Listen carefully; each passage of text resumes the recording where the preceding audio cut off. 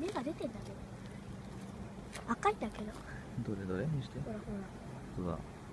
大丈夫だよそれは。キショス。セッ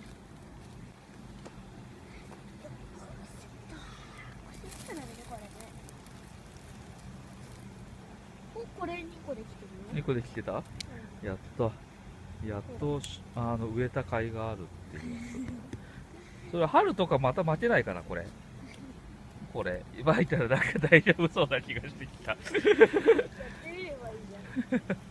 お、これもいいじゃん。あれだね、差があるね。真ん中らへんは多いっていう。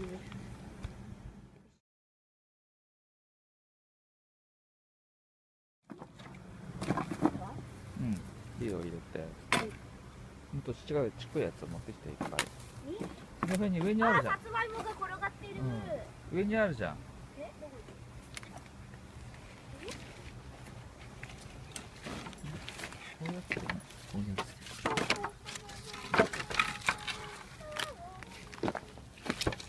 火が落ちるやめてくれ。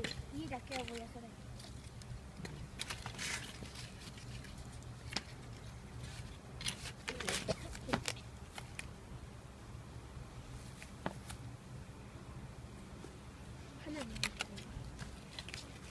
冬に？冬ももう。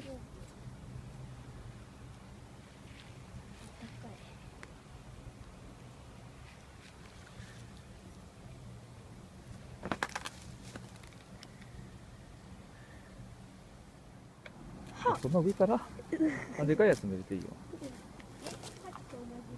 もっと下からで。いくぜ。怖くないこれ？普通にホイって入れればいいの。これ倒れたりしないよね。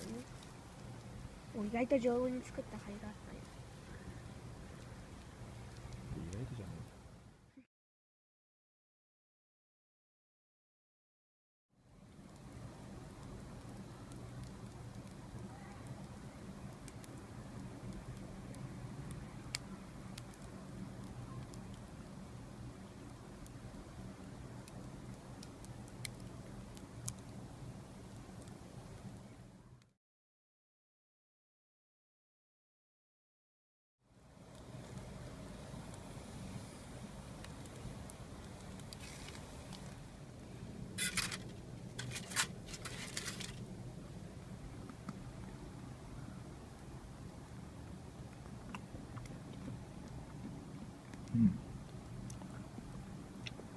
茹でたのとは違って香ばしいです。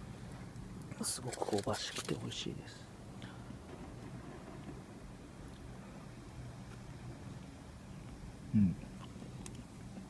すごく美味しい。